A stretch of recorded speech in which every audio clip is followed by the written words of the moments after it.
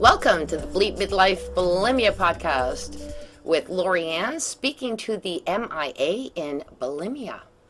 Hello, listeners. This is LaurieAnn. Welcome to the Bleep Midlife Bulimia podcast. I am the host, and today I'm just going to be speaking on my own. I do have a couple of really great guests that are going to be showing up in the next couple of weeks. They're going to be posted on this, so I hope that you listen to them. Those will be announced as they come through, but really excited about them.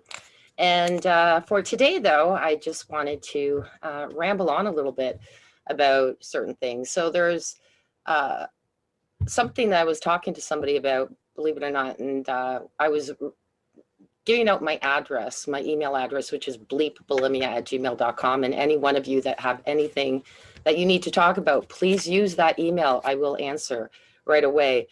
But in the very end, when I was saying Bulimia, it really struck a chord to me, because one thing that I know, when I was bulimic, and for some of my listeners out there who haven't heard me before, I did struggle with it for 30 years, and I have been bulimia free for 10, and I plan on that till death do me part. I am recovered. However, the MIA wasn't really interesting to me, because something I'd never thought about is a lot of the times during the time I was bulimic, in those moments of, I guess, escapism of some sort, there was some sort of, missing in action. I was missing in action in a lot of ways. One, I would be hiding because I would be having my binging and I didn't want people to see me. And then missing in action, obviously, when I ended up, in the washroom somewhere and disposing of whatever that was. It was quite compelling to think about that. And also to that, I was interviewed this week in regards to my bulimia recovery and my coaching. And of course, I'm always asked what really turned it all around. I've spoken to this before in regards to, I had a really supportive sister, and then found myself around people who understood that to try and tell me I had to stop was not the case, but they had to be there. I needed them in a loving way. They didn't have to be there, but they were there in a loving way. That alone, of course, is not going to help you overcome it, but it definitely is a big help in that whole process. The other thing that I spoke about, though, was that what really was a turning point is, I don't know if you've ever looked in a lake and you've looked at your reflection and you can see yourself. Well, that's a pretty sight to see, although some people don't think it is, but it is pretty to see your reflection in the water. It's not so pretty when you're looking at it in toilet water. And I really got tired of, seeing that, because you do see your reflection, and it just got tiring of realizing that I was hiding in that bowl. I was literally hiding in it. I understand, and we talk about it. It definitely a coping mechanism. We've had some people talk about it's really difficult. Another very difficult thing to talk about. And as a coach, I always say that there's so many different ways that different people heal, different people overcome.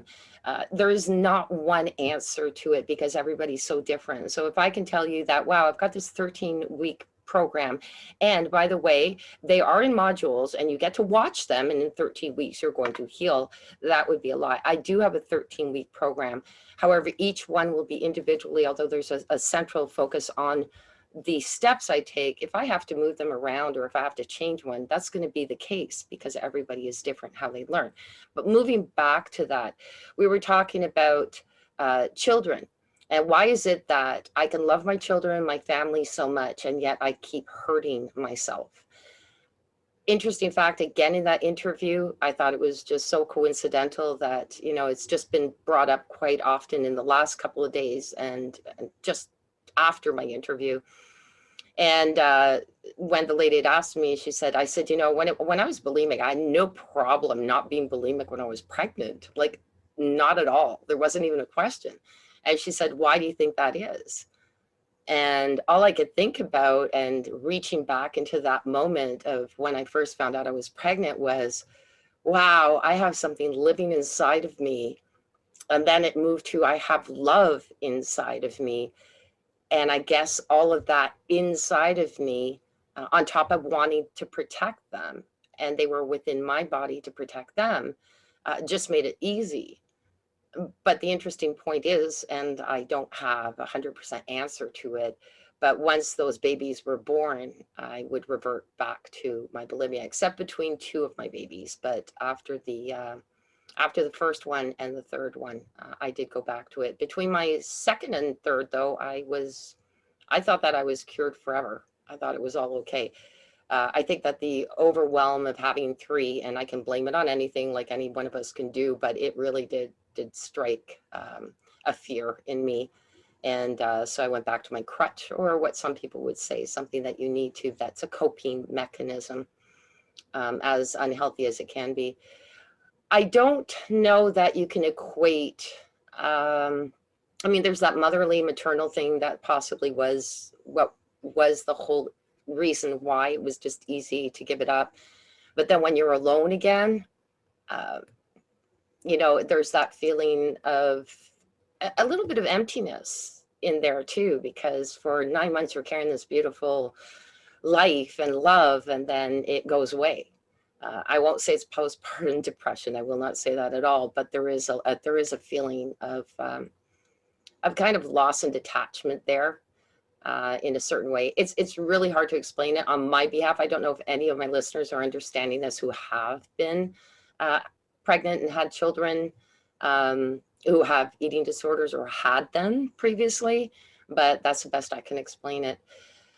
I wouldn't knock myself down. I don't want to bring up negative stuff in here as much as I possibly can. I think that this is like a beautiful thing, you know, there's the love, and then I don't, but there is a certain equatability to suicide, but not in the sense that I want to scare anybody on that front.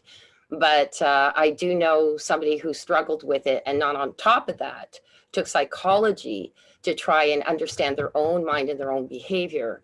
And this person said, you've got to understand that when somebody is suicidal, they really can't see outside of that bubble. They can't really, even if it does hurt somebody else, they're so in this space, and it is a mental state issue that you haven't been able to get out of. And that person overcame the suicidal tendencies, but it wasn't without a lot of struggle, a lot of therapy.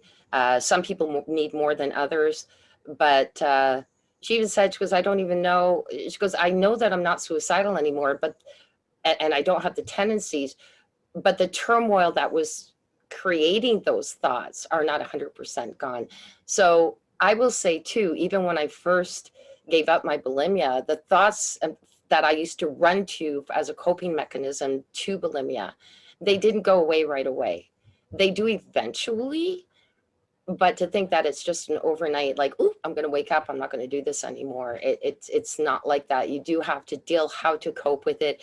And I will bring up Elizabeth Hall again, because I just love it. And I don't think that there's another saying that I can think of that's equatable to this, is you have to become comfortable in your discomfort, which is, you know, wonderful. And then if you watch John Davis, he also has a great saying in our podcast as well. Those and whenever it comes up, I will quote one of my speakers because I think they're wonderful.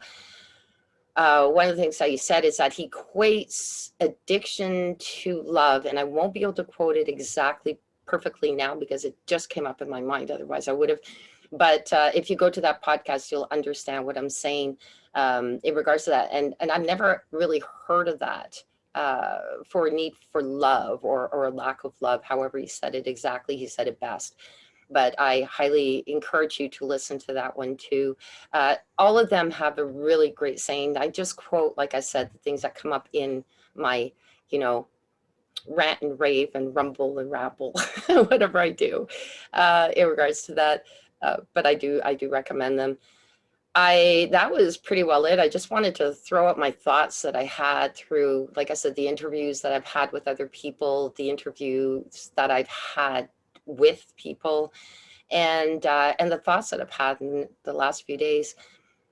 I really do hope that you reach out to me if you have any questions, or even if you want to be on my podcast. Please, bleepbulimia@gmail.com. It's pretty simple. I'm there. You can go to bleepbulimia.com as well. And, if you do want to get, I will offer this. If you listen to this podcast, because it's probably the only one I will send it to, if you would like a free copy of my How to Have Your Cake and Not Eat It All Too, it's an adult guide to bulimia recovery. So again, because I tend to reach for, it can be anyone who is bulimic, but I do tend to reach for people who are like in their, mid 30s, 40s and above. So you can get a free one, but you have to email me, bleepbulimia@gmail.com, and just request a free PDF of that, and I will send it to you. Absolutely. My hope is that it will help. And as I said, I have my master's in certification in handwriting analysis. I'm not blowing any whistles. I'm just saying is that it meant a lot to me to get that. Blowing whistles. I mean, I'm not trying to put myself up there. I don't know what I'm saying right now. That's okay. I'm leaving this in because I love that I'm not perfect. Because believe me, I know I'm not. Anyway, but yeah, toot my own horn. That was what I was trying to think of. But I'm very proud of it, and it took me a few years to get through that, and I did. And with that, there's graphotherapy. So what's exciting is that in that book, there is a part of it that you can, if you would like to, you can access me in regards to doing that. Now, my final comment here is, and if I start to sound like my voice is breaking up, it's going to be so. I have a very dear friend who was a big part of my life in that master certification. He was my mentor, my teacher, and he also was my professor. He also passed me on my certification, the first level of it. And he just passed away a couple of weeks ago. And it's with great sadness that I see him go. He was one of my biggest encouragers, always had lovely things to say about what I was doing, but he wasn't just saying them, he really meant them. And he even said that I encouraged him. So he has a book that he wrote, and we are, as collectively in the handwriting community, going to get it out there too. And it will be about graphotherapy, and it's very interesting to find out. We don't try and change your writing, we try and change you, but they're changing you through your writing. And it really is something. So I will let you guys know when that comes out. So to this, I thank you very much, my listeners, for listening.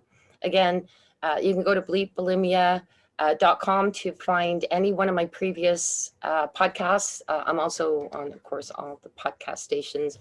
And I do have a YouTube that I do post these on, but in general, I do not, I don't promote that part. But if you do look up Bleep Bulimia, you'll find my my YouTube post. Just because some people are visual, right? Some people like to see the person rather than to just listen to them. But I hope that you're okay listening to me, because I love that you guys are listening, and I really do hope that I'm making a difference out there to people. And trust me, if you do need to reach out, I am there. All right, guys, I'm going to go, and I hope you guys all have a fantastic day. Take care. Bye-bye. Thank you for listening to this episode. Be sure to visit me at bleepbulimia.com.